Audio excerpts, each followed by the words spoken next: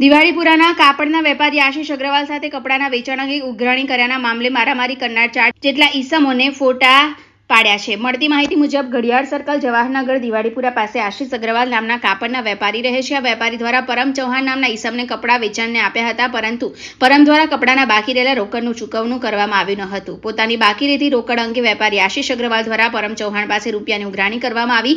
ગત તારીખ 9ના મોડી રાતના 8 વાગ્યે પરમ ચૌહાણ અને તેના મિત્રો ગોવિંદ ભરવાડ, જયેશ ભરવાડ અને રતન દેવાસી ભેગા થઈને આશિષ અગ્રવાલ પાસે પૈસા કેમ માંગો છો તેવું કહી ઝઘડો કર્યો હતો।